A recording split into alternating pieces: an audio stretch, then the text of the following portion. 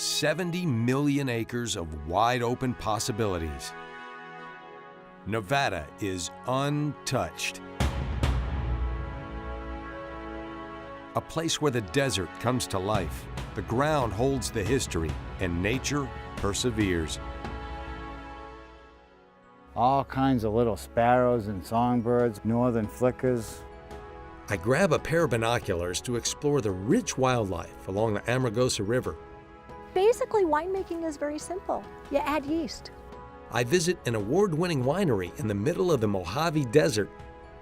It's designed to be peaceful, isn't it? It's designed to be peaceful, yes. In Wells, peace and solitude are called Cottonwood Ranch. All right, it's a little different for me, I'll be honest with you. Never done this before. And I go on a camel safari right here in Mesquite, Nevada. With one of the most spectacular views. I'm John Burke. Join me as I explore the 7th largest state in the nation, here on Outdoor Nevada.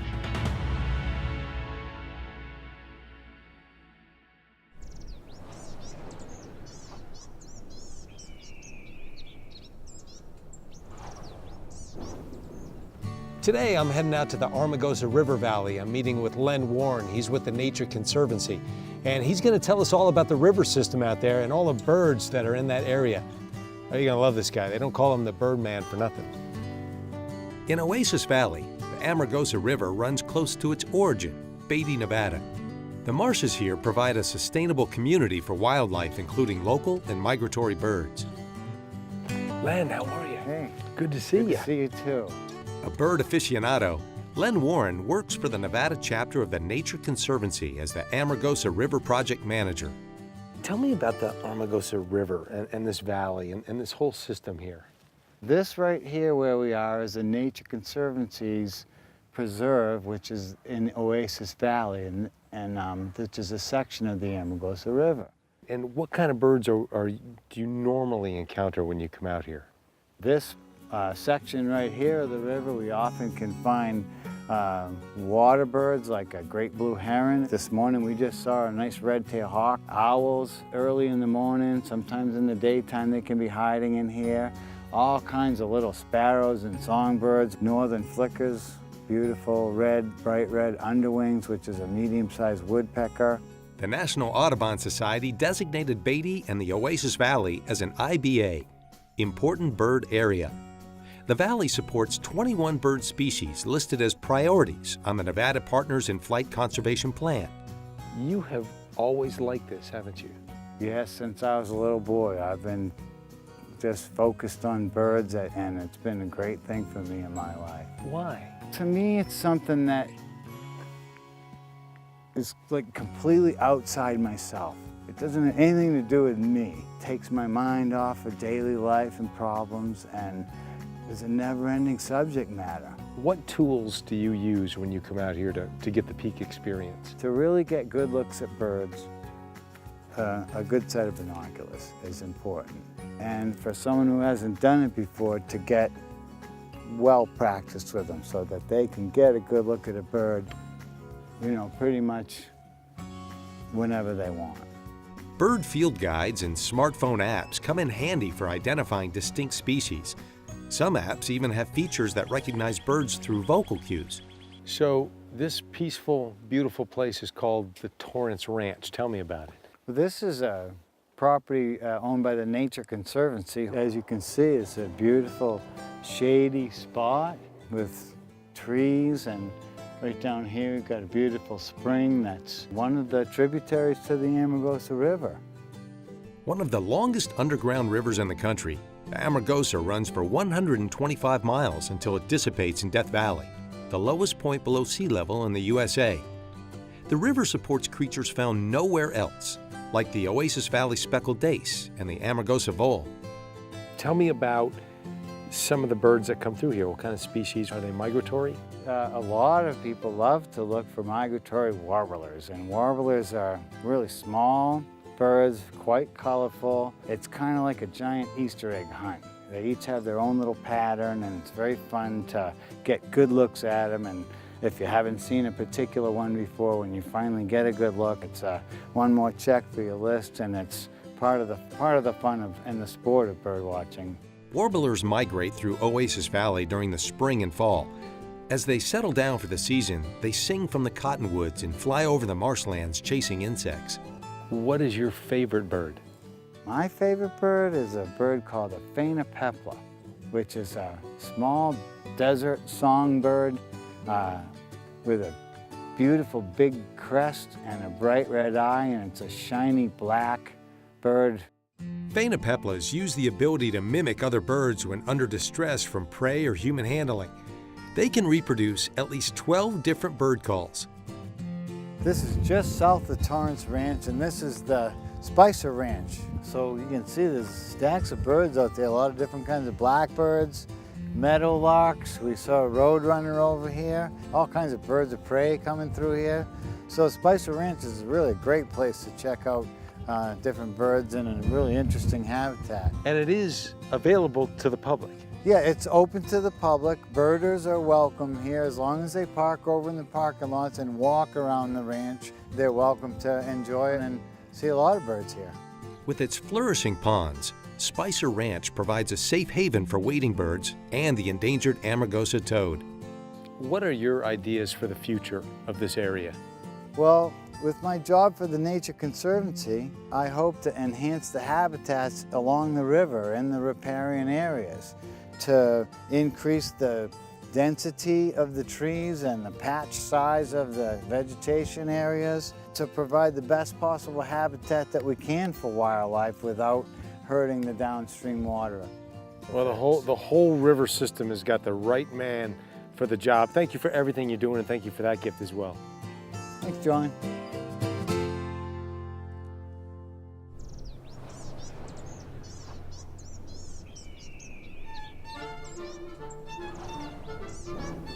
Part of Nye County, the Pahrump winery replaces southern Nevada desert shrubs with fruitful vineyards. The grapes not only thrive in this barren climate, they also produce some award-winning wines. I want you to meet Gretchen. She's part owner of this place, and she knows everything you need to know about wine. Nice to see you. Thanks for having us today. My pleasure, John. Now, give me a little history about the winery, because I don't think a lot of people think of Pahrump and wine. So when did this all begin? You are right. That's the first question people walk in our doors. Oh my God, why are you here? Why are you in Pahrump of all places? Winery started back in 1990. And back then there were no wineries in the state. And here's the deal, when you think about a winery, you think about acreage to grow grapes. Land here, obviously much cheaper than Las Vegas. You think of water. That word Pahrump means water from rocks. We have an abundance of water here. And then you think of a nice little day trip to the country. So that's really how it got here back in 1990. With a glass half full type of personality, Gretchen Loken has run the winery alongside her husband Bill since 2003. Had you been involved in wine before this? Not at all. I knew how to drink, okay? But other than that, no. We came 100% from outside the wine industry, looked at it as kind of a new challenge, something new and different to do, and here we are. And how much wine do you produce here? We do about 10,000 cases a year, which sounds like a lot, but in the scheme of things, we are a teeny little boutique winery. So boutique acreage-wise, what does that mean? On property, we have about 1.5 acres. Total of Nevada grapes right now, we're working with about 15 acres or so, soon to be about 25 acres, which is really small compared to other states and the acreages that they have. But that's part of its charm. I want to learn more about the process. Will you take me in there and just show me what we're doing? Growing grapes in the desert is no easy feat, but the Lokens have been putting the task to the test. In 2005, the winery harvested 1.5 tons of Zinfandel grapes, while in 2016, the production of Nevada grapes reached 30 tons. Tell me about the science of making wine. How does this work? Okay, basically you harvest your grapes, then you're gonna look at your sugar levels, you're gonna look at your acid levels, you're gonna look at kind of the chemistry of the grape. Basically, winemaking is very simple. You add yeast. And I know the climate's a big deal, right? Because sometimes it has to be hot, you gotta get the right moisture. Absolutely, climate's huge. Mother Nature's in control. We're not in control here. So climate is huge. We, being in the middle of the desert, have to grow grapes that love the sunshine. Soil's also important. You know, we're on this rocky, sandy, alluvial fan here. So again, we're gonna grow those grapes that like that kind of soil. And so it's very, very seasonal too, right? Very seasonal. Basically, what'll happen is as the shoot grows, then you'll get a grape flower. Then grapes are self and wind pollinating, so they open up and they look spiky like a dandelion. Then they're gonna start getting into the fruit set stage. So it's gonna look like a little cluster of BBs. Then we're gonna go to green peas. Then for us, beginning of June, mid-June, they'll start getting ripe. So they'll start turning purple since these are Zinfandel grapes. They'll get a little bigger, the skin's gonna get a little softer, the balance of the acids and everything in the grape is gonna change. And then usually the end of July, beginning of August, we're out here harvesting. How long do they sit in the bottle? Because that's part of the process too, right? Absolutely. They typically, once they're harvested, then they're fermented, then they're gonna age in a barrel for about a year, year and a half, then they're gonna go to the bottle. Being a red wine, typically they're gonna hang out in a bottle for about 6 months, then you can start drinking them.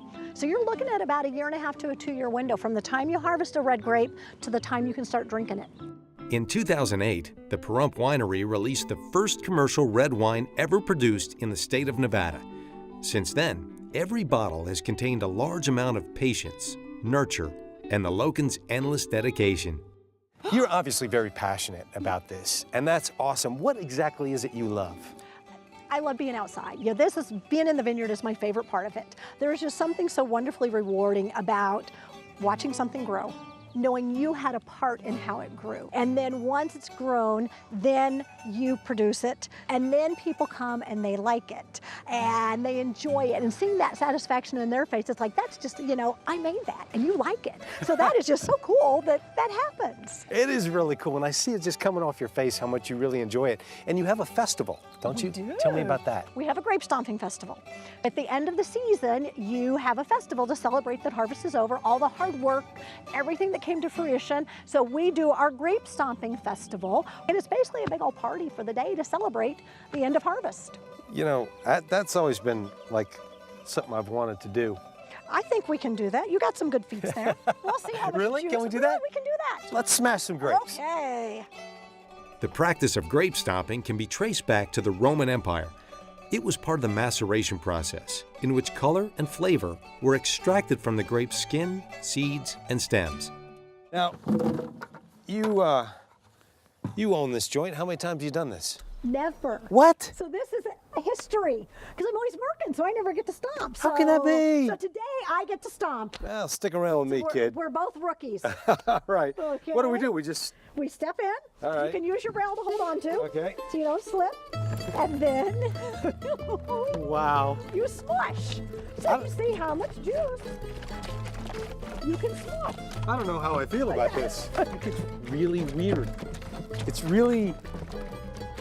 I can't explain it. There is no other feeling. All right, so in your festival, you actually have a contest. We do. We have a contest to see who can stomp the most juice. All right. So you stomp for 2 minutes, which doesn't sound like much, but try doing this as fast as you can for 2 minutes and getting as much juice as you can, and then we measure the juice.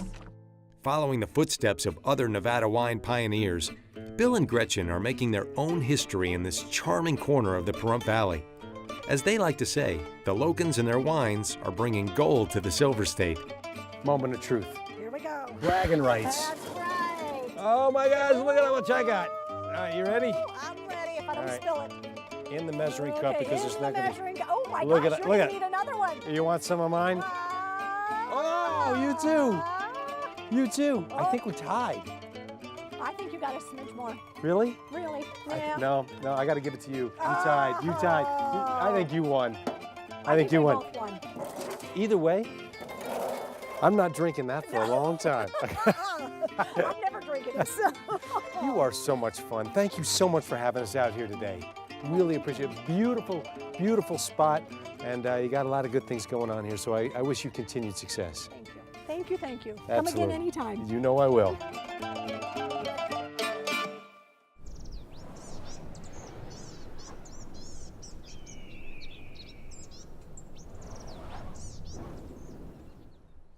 Northeast Nevada is a very remote place. I mean, there is nothing around for miles. But if you'll go just a little bit further than you think you're supposed to, you can stay at the Cottonwood Ranch, a place of chores and solitude. Combined raw nature, remote land, and a full inhale of fresh air, and there you have it. The perfect refuge just outside of Wells, Nevada. AG, nice seeing you. John, welcome to Cottonwood Ranch. Wow, what a place. What a place. And you know what? This place has such a good feeling to it. How long has it been here? It was part of larger holdings that my great-grandfather bought from the O'Neill family that settled this. Then in the 50s, 52, my folks moved on here, and they took it from being a cow camp, basically, and they've developed it into its own ranch. What I love about what you just said is this isn't something you just picked up in the real estate section. This has been in your family for generations. Yes, yeah, I'm the 4th generation. My daughter is 5th, and I've got 2 little grandsons running around here that are 6th. A.G. Smith manages the property with his family and enjoys watching his grandchildren growing up in the very same place he was born and raised. So A.G., let's talk about the lodge here, because traditionally this has been a place where people can make a reservation, come and stay, yeah? It is. We built it in 2003. It came up in the footprint of an older building we had there that was built and designed basically for hunting, because that was really our recreation business before the 80s, and we started expanding. So we're going to just remodel it, and it ended up being a total tear it down and start over again type of a thing. The only thing that's left, there's still that fireplace in there as part of the old building. My grandfather and father built that fireplace from rocks that are up here on the mountain. The Smith family has grown deep roots in this land. Cottonwood Ranch continues to reinvent itself, generation after generation. What are some of the activities that people engage in? Well, we are first and foremost a working cattle ranch, and we've opened our doors to guests to come in and participate. We don't call ourselves a dude ranch because it isn't all geared around the guest. It's truly a place for guests to come and see what a working cattle ranch is about if they want, or to just enjoy the nature and hiking. And we have the Jarbidge Wilderness sits here to the west in these mountains. The first wilderness area to be protected in the state, Jarbidge ranks as one of the least visited areas in the lower 48. It's designed to be peaceful, isn't it? It's designed to be peaceful, yes. I mean, you can look forever and not see another house or How close is your person. closest neighbor? 8 miles.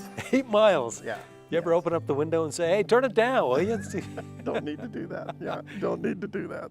The place that has brought so much joy to A.G. and his family can now serve a larger purpose. We've started a program to work with veterans, to give veterans a space to come and enjoy what's here, sort of to reboot. We're raising the funds so that it doesn't cost the veteran anything. And you've already tried this. You've sort of had a pilot program. Some veterans have come out, and how did it go? They went out and gathered cows with us 2 times. They worked with a colt that had never been handled before. That horse-human connection is absolutely amazing. And getting into the mindset to work with an animal, totally being present in that moment and working with them is extremely good for the soul. When you find yourself on the 30,000 plus acres of the Cottonwood Ranch, everyday problems seem to get smaller by the minute. One of the things that we try to do out here is to move our animals around their grazing allotment so that they're never on one piece of land too long. And in this instance here, we're taking some horses off the private that have been on there quite a while. We're adding them to some horses on the range. Then they'll pick all of those horses up and they'll move them to another spot on our allotment where they'll be grazing. And what we're talking about now is something that people that stay here at the ranch, they'd be involved in this. They would. And people that come to the ranch and get involved, they really want to know that what they've done that day has made a difference. It's helped us in some way, move the cows, move the horses. So there's a feeling of accomplishment. The other one is people are very concerned about the environment and where they live and what's going on this land. And so they really appreciate what's going on here and they really value learning about it. One of our goals is to prove that you can have a lot of grazing and have really healthy rangelands at the same time. And I'm sure people come out here and they get to work on chores like this and they just relax, they breathe the clean air, and it just changes them inside and out. You put a good face on ranching. Well, thank you very much. Thank you for taking me out here today. I really appreciate it. I'm going to tell everybody I know about this place. Well, thank you. Thank you. Appreciate that. The ranch draws a straight line between humans and nature, a connection that echoes all the way around in this remote and rewarding piece of Nevada. Some people say there's not much in Northeast Nevada. At the Cottonwood Ranch, that's the best part.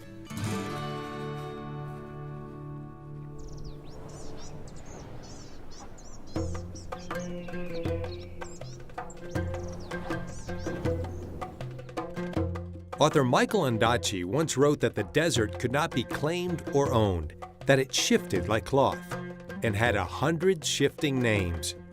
This mysterious beauty once entranced the adventurer T.E. Lawrence, the famous Lawrence of Arabia. Have you ever thought about what it'd be like to be riding through the desert? You know, like Lawrence of Arabia, making your way to the oasis? Well, this is Nevada. We've got the desert. All we need are the camels. Wait a minute. Are you thinking what I'm thinking? For my authentic desert riding experience, I've traveled out to Camel Safari. This enormous farm lies in the picturesque land between the Virgin River and the Great Basin, about an hour outside of Las Vegas. Guy, how are you, buddy? Pretty good, John. Yourself? I'm great. All right, you got to tell me about this Camel Safari. What's going on here? A few things. We do camel rides, we do off-road Segway tours, and we do camel encounters, all on our property. Guy Seacless has been raising camels since 2010 and now shares his love of the animals with the public here in Mesquite, Nevada. So what does the camel encounter entail? The camel encounter is a meet and greet with the animals. It's touchy-feely, as in hands-on. And we start with an educational piece in our visitor center, teaching people about where camels come from, the different species of camelids. We have saddles, we have fiber, we have different types of cowbells, like camel cowbells. We've got a little miniature collection of stuff. But we teach people more than they want to know about camels. What about the land here? Tell me how big the land is. We have 176 acres around us. We're bordered by the BLM on all sides. The Virgin River goes through our property and perfect views of the Virgin Mountains. And how long are the camel rides? Camel rides are 45 minutes, preceded by the camel encounter, which is 30 to 45 minutes. I haven't seen anything like this. I'm ready to get started. Take a closer look. Let's go. Camel Safari boasts a stock of 29 of these gentle giants. All the camels go by name and keep Guy and his crew constantly busy. Now, what do I need to know about getting on these animals? Just like riding a horse, except bigger. Swing the right leg over and just keep the weight underneath you and sit back and enjoy and relax. All right, it's a little different for me, I'll be honest with you. Never done this before. What is their general disposition? Is it like a horse? Calmer. Camels are calmer than horses. They're more affectionate, they're easier to train, and they're also more intelligent. I get to ride Raider, a very laissez-faire camel, to be sure. He has a relaxed disposition, perfect for a camelid novice like myself. This absolutely answers the question of what it would be like to be Lawrence of Arabia. This is the best thing ever, ever. Raider has one hump, which means he's a dromedary. Two-hump camels are called Bactrian. His hanging lower lip is a sign of happiness. So the camels, tell me more about them. Where do they come from? Believe it or not, camels, just like horses, originated in North America. Really? Really. Camelids have been in North America for 40 million years, starting off as little forest-dwelling guys. There are none in the wild, is that right? No dromedaries exist in the wild. There are still wild Bactrian camels in the world. There are more pandas in the world than there are wild Bactrian camels. Wow. In existence. And what's in the hump? It's not water? It's fat. An average hump should have 80 pounds and it should be fat. What's the deal with the water? How far can they go without it? 3 weeks. 3 weeks. No wonder they look chapped. They look a little parched. The safari has more attractions to it than just the camels. It's hard not to fall in love with the desert landscape. The sandy hills and mountain backdrops cast a spell over its travelers. If you want something different and you want to do it outdoors, this is it. I've never seen anything like this around. Exactly. I mean, look at that. How's that for a view? Do you do evening rides, sunset rides? We are just about to start a sunset ride, which will be along the river. And that will be our romantic option. the sunset. And just like that, my desert adventure comes to a close. I can definitely see what T.E. Lawrence loved about these dry lands, and I certainly have a newfound admiration for my traveling companion, Raider. This is absolutely a bigger and better experience than you can even imagine. The scenery is awesome, the people are great, and these animals are just a beautiful thing to behold.